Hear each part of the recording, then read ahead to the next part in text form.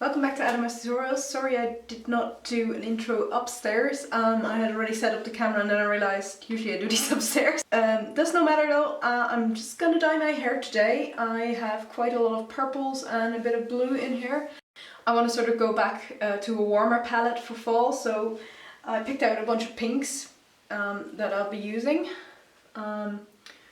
This here is Directions Carnation Pink. This one is Directions Cerise. This is Crazy Color-Cyclamen, and that last one there, that's the most close to a red, is Adore Magenta. So probably these will turn out a little bit more purplish on my hair because I have quite a bit of blue and purple already in there, but hopefully it will sort of warm up the palette and get me into winter with a bit of warmer hair. So that's the plan. I'm going to start off by getting my blonde section separated from the rest, and I'm going to do that the lightest colour, and then I'm going to do a gradient from lighter pink to sort of almost red here at the bottom. So that's the plan. So let's first divide out the blonde here, and again, apologies if I do not look in the camera a lot because here is my mirror, so I do need to occasionally check that.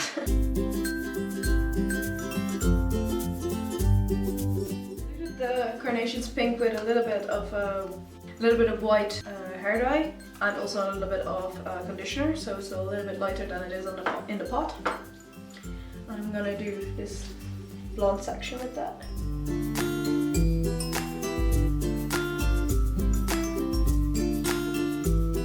Yes, I do have some roots, but since it hasn't been quite 8 weeks, I don't really want to do bleach my roots because my hair is quite brittle at the moment and I don't want to overdo it.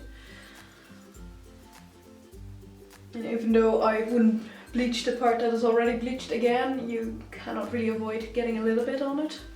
So I'm just going to wait a little bit longer. Apologies, I have a little bit of sniffles. I'm gonna roll them up and make a little bun out of it. Moving on to the Directions Cerise, which I'm just going to use straight from the pot. I'm going to cover all the blue hair with that, so I'm just going to start on top.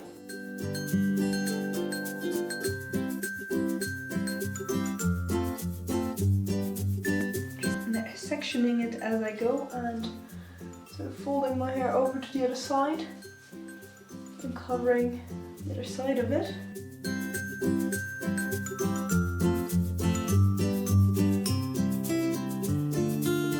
Right, I need to cover the top now, so I'm going to move on to the back. For that I need a mirror. Take a coarse comb and then I'm going to comb through. This will distribute the dye and also untangle my hair a little bit.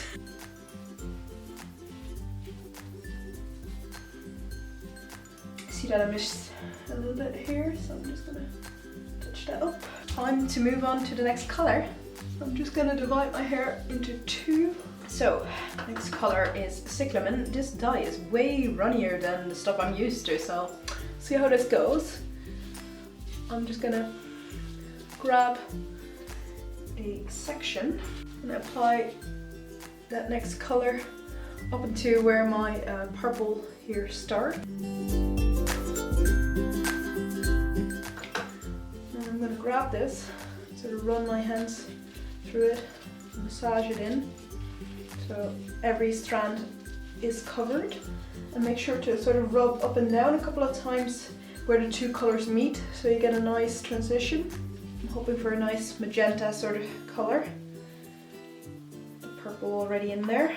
And once you're done with that strand, move on to the next. And yes, my ears are completely covered in pink dye. Oh well, forgot to put Vaseline on again. I always forget. For those of you that are new to dyeing your hair bright colours, you do kind of need to bleach your hair first. Obviously I already had it bleached underneath my previous colours, so I don't need to do that again. Normally I would touch up my roots. Also putting this at the nape of the neck because the other color pink, the Cerise, will come up to my ears. So the last bit of my scalp hair is gonna be the next color in the gradient. All right, time for the other side.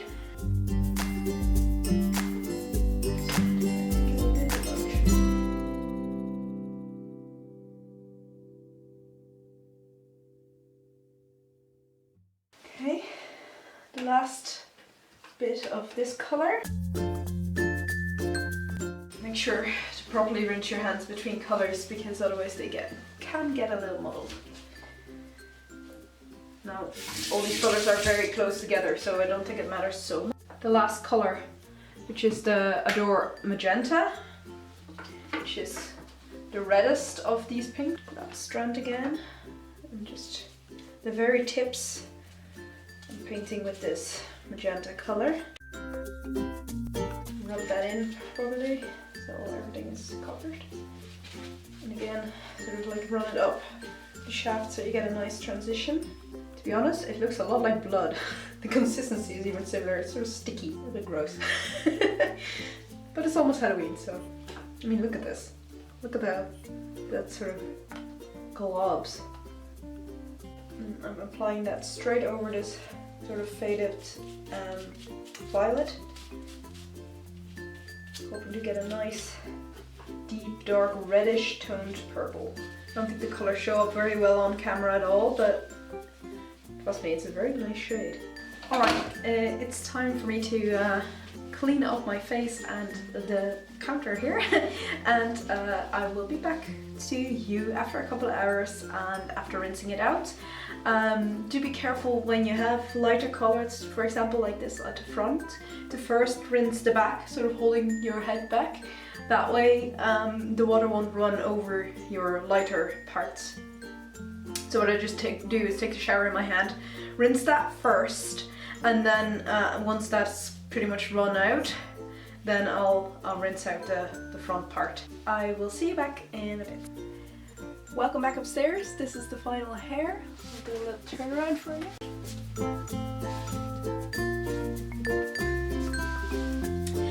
I just wanted to say also sorry for the lack of videos in the last month. Hopefully I'll get back into a little bit of a filming schedule, but again, I can't promise anything. Work is kind of taking my time, and setting up my course of business is also taking a bit more time than I had anticipated. Hopefully you can forgive me and you look forward to whenever I post my next video. If you did like this video, please give me a thumbs up, check out my social media and subscribe to my channel, and I hope to see you next week or next time. Bye!